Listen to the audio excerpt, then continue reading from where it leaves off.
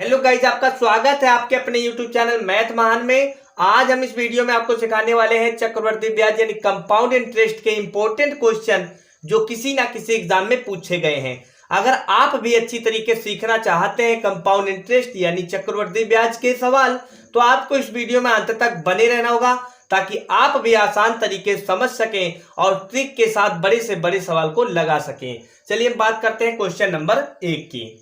यदि समय 2 वर्ष चक्रवृद्धि ब्याज और साधारण ब्याज का अंतर 90 रुपया हो तथा दर पहले वर्ष के लिए 16 सही 2/3% तथा दूसरे वर्ष के लिए दर 12 सही 1/2% हो तो मूलधन ज्ञात कीजिए। देखिए इसमें दर क्या है, अलग अलग दे रखा है, पहले वर्ष के लिए अलग, दूसरे वर्ष के लिए अलग दे रखा है। तो सबसे पहले हम क्या करेंगे, पहले वर्ष के लिए जो दर दे रखी है 16 सही 2/3%, इसको बदलेंगे भिन्न में, कितना आएगा 1/6 आएगा। और जो दूसरे वर्ष के लिए प्रतिशत में दे रखा है 12.5% दे रखा है, इसे भी हम बदलेंगे भिन्न में तो आएगा 1/8। अब देखिए अगर ये दर अलग अलग दे रखी है तो हम क्या करेंगे, जो बटे वाली संख्या है इसकी और इसकी, इनकी दोनों के आपस में गुणा करेंगे यानी 6×8 = 48। कितना आ जाएगा 48। ये हम मान लेंगे कि मूलधन है।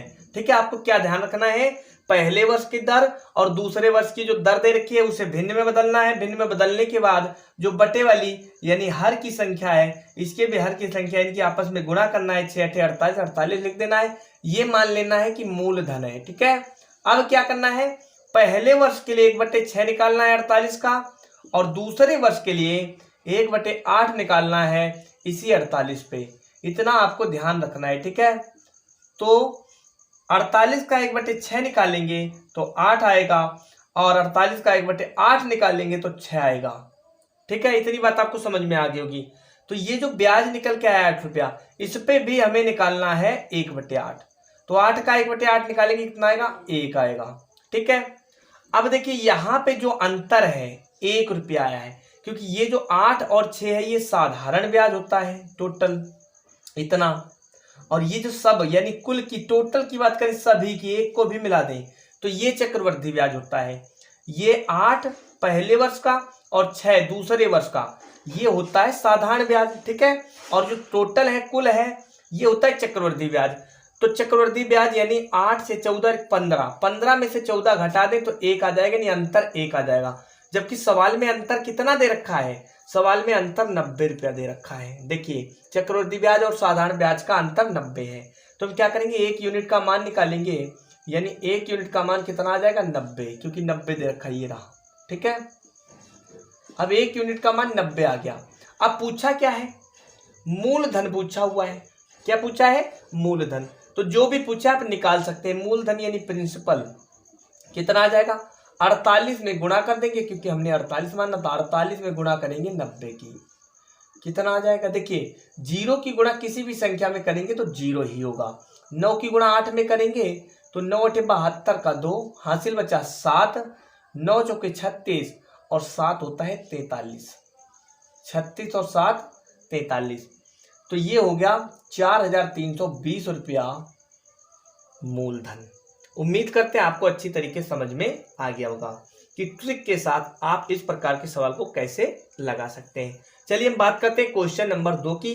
बहुत ही गजब का क्वेश्चन है, आइए आपको सिखाते हैं।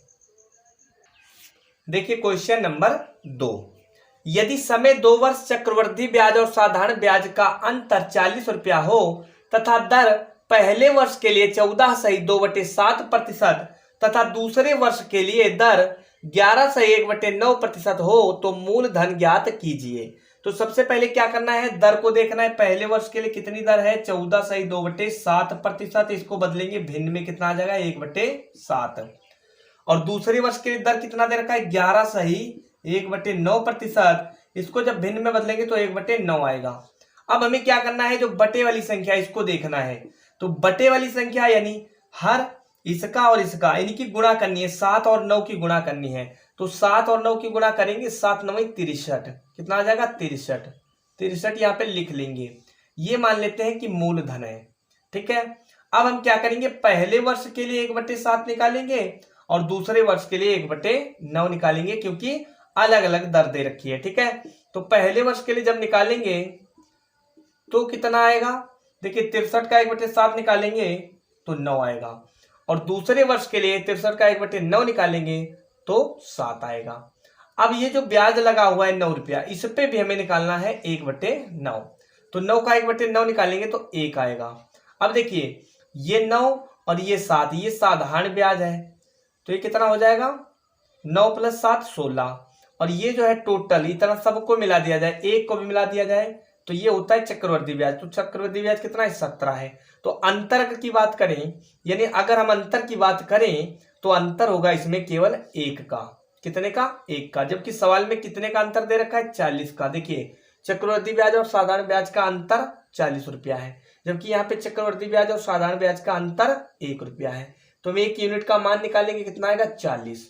अब हम क्या करेंगे, इस यूनिट का जो मान निकल के आया है जो भी पूछा है उसमें गुणा कर देंगे। देखिए मूलधन ज्ञात कीजिए, मूलधन हमने किसको माना है 63 को, यानी प्रिंसिपल कितना है 63, गुणा कर देंगे 40 की, बस जो आएगा वही आंसर। देखिए 0 में गुणा करेंगे, यानी 0 की इसमें गुणा करेंगे तो 0 ही होगा। 4 की गुणा 3 में करेंगे, 4 × 12 का 2, हासिल बचा 1, 4 × 24 और 1 25, 25 लिख देंगे, तो 2520 रुपया आ जाएगा मूलधन। ये हो जाएगा इस सवाल का आंसर। उम्मीद करते हैं दोस्तों आपको समझ में आ गया होगा। अगर दोस्तों ये ट्रिक आपको अच्छी लगी हो, वीडियो आपको पसंद आया हो, तो चैनल को सब्सक्राइब कर लीजिएगा, साथ में इस वीडियो को अपने दोस्तों में जरूर शेयर कर दीजिएगा, और बेल आइकन की घंटी दबा लीजिएगा ताकि हमारे द्वारा जितने भी वीडियो डाले जाएं उसका नोटिफिकेशन सबसे पहले आप तक पहुंचे। फिलहाल दोस्तों इस वीडियो में आज इतना ही, इससे आगे मिलेंगे आपको अगले वीडियो में कुछ नई ट्रिक के साथ। थैंक्स, जय हिंद, जय भारत।